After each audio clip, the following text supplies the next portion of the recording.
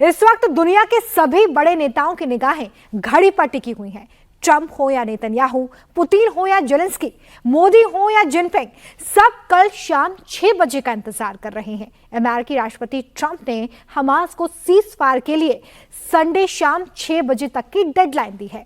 Hamas युद्ध विराम के लिए तो तैयार हो गया है, लेकिन सबको डर है कि आखिरी मौके पर कहीं बात ना बिगड़ जाए। ट्रंप ने जंग रोकने के लिए हमास के सामने 20 पॉइंट फॉर्मूला रखा था। ज्यादातर पर हमास सहमत है, लेकिन कुछ पर पेंच फंसा हुआ है। आखिर पीस डील का यह फॉर्मूला क्या है? किन मुद्दों पर लास्ट मोमेंट पर टेंशन हो सकती है? इस सीज फायर का दुनिया पर क्या असर होने वाला है? आइए समझते हैं इस रिपोर्ट में।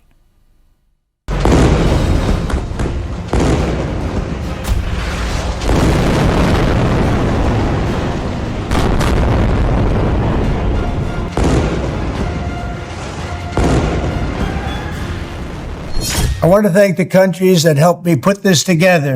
This is a very special day, maybe unprecedented in many ways.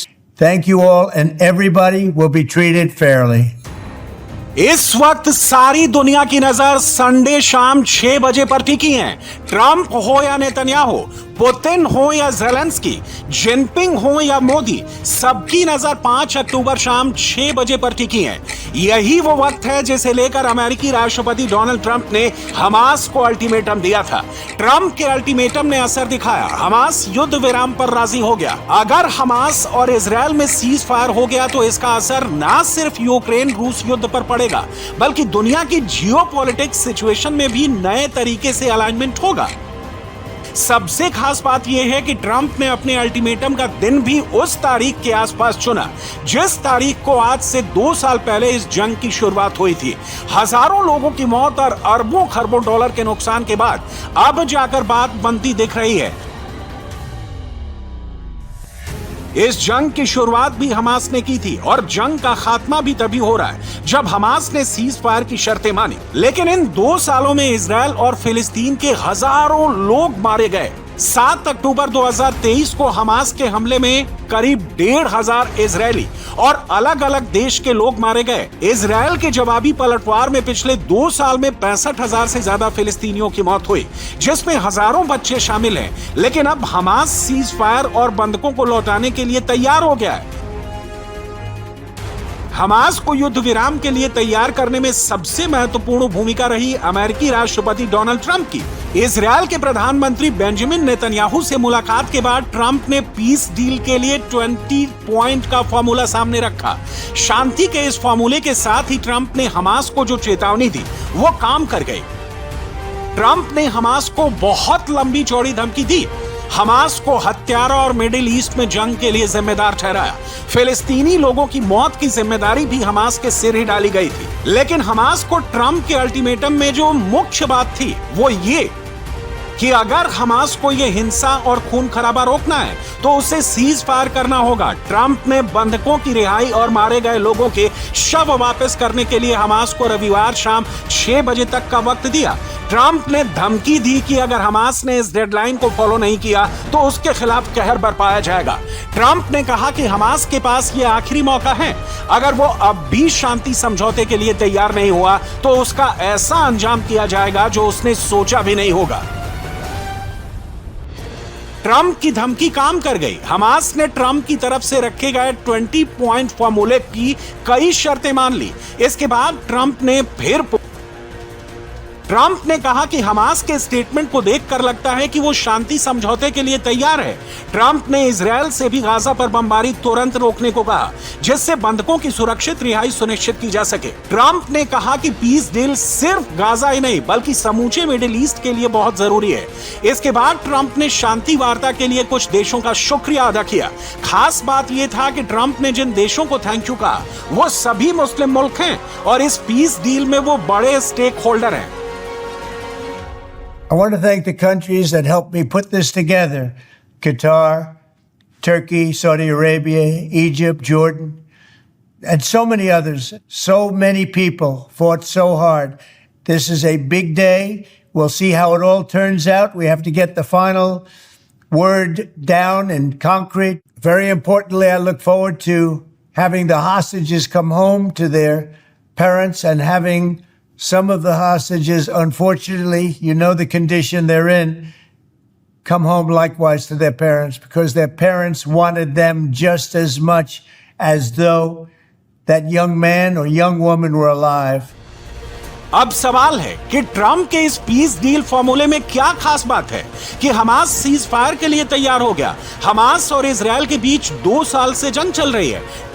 Trump ने इससे पहले भी हमास के लिए कुछ ऑफर रखे थे, लेकिन उन्हें ठुकरा दिया गया। ऐसे में यह जानना जरूरी है कि अब की बार हमास जिन शर्तों पर तैयार हुआ वो क्या है। ट्रंप के इस फॉर्मूले में 20 पॉइंट हैं। नंबर 1, अगर सहमति बनी तो इजरायल और हमास को तुरंत युद्ध खत्म करना होगा। नंबर 2, युद्ध विराम के बाद इजरायल धीरे धीरे अपनी सेनाओं को गाजा से निकाल सकेगा। नंबर 3, हमास 72 घंटे में सभी इजरायली बंधकों को रिहा करेगा, जिनमें जिंदा और मृत दोनों होंगे। नंबर 4, युद्ध खत्म होने पर इजरायल उम्र कैद की सजा काट रहे गाजा के 250 लोगों और अन्य 1700 कैदियों को छोड़ देगा।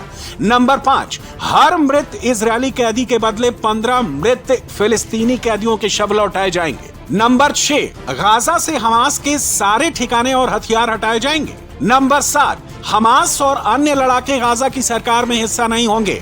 नंबर 8, गाजा के लिए एक अस्थायी तकनीकी समिति बनाई जाएगी जिसमें योग्य लोग होंगे। नंबर 9, एक शांति बोर्ड बनेगा जिसकी अध्यक्षता अमेरिकी राष्ट्रपति ट्रंप करेंगे।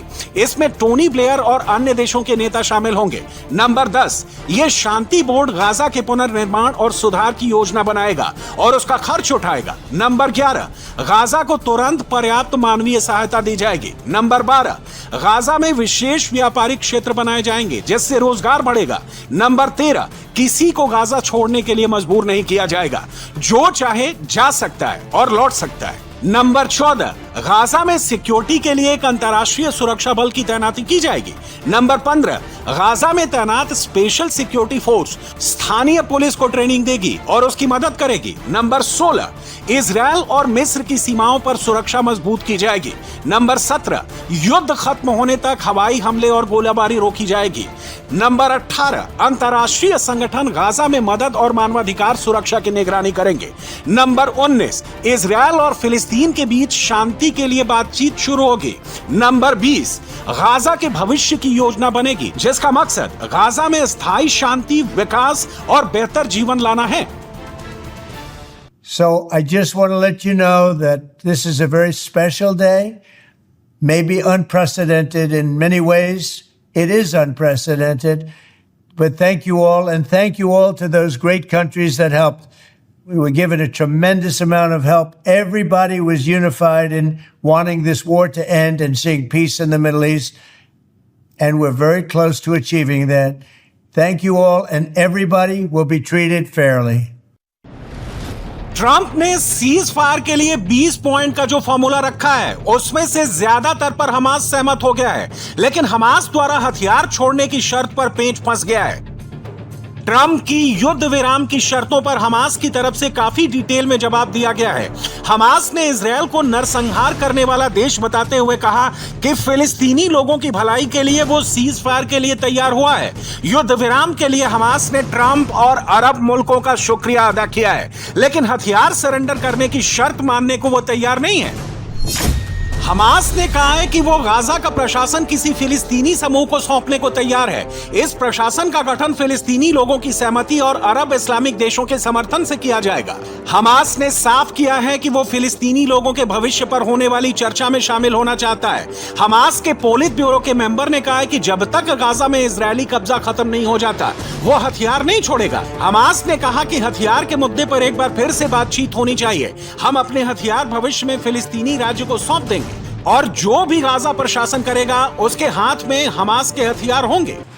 हमास भले ही फिलहाल हथियार छोड़ने को तैयार नहीं है, लेकिन देर सबेर उसे इस शर्त को भी मानना होगा। इसकी वजह यह है कि हमास के खिलाफ सिर्फ पश्चिमी देशों से ही नहीं बल्कि इस्लामिक मुल्कों में भी काफी गुस्सा है। 7 अक्टूबर 2023 यानी इजरायल पर हमास के हमले के बाद गाजा और कई अरब मुल्कों में खुशी का माहौल था।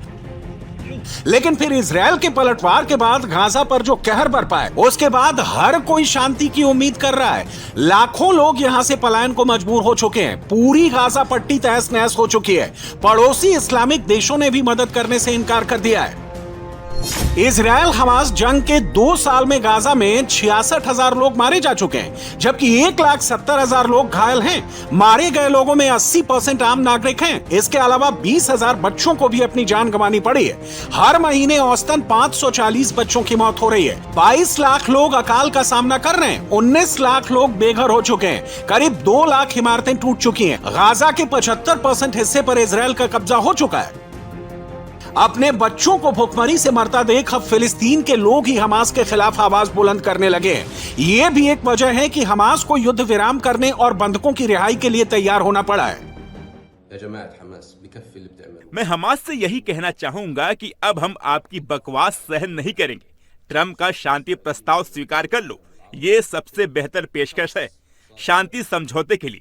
सिर्फ इजराइल, अमेरिका, पश्चिमी देश और अरब मुल्क ही नहीं, बल्कि अब तो फिलिस्तीनी लोग भी तुम्हें नापसंद करने लगे हैं। हम गाजा के लोग भी आपको नहीं चाहते। हम नहीं चाहते हैं कि यहाँ तुम्हारा शासन रहे। 7 अक्टूबर 2023 से पहले भी हम तुम्हें नहीं चाहते थे। तुमने हमारे देश को बर्बाद कर दिया है। पूरा गाजा तबाह हो गया है। हम आपको नहीं चाहते। ट्रम्प का प्रस्ताव स्वीकार कर लो। इजरायली बंधकों को रिहा कर दो।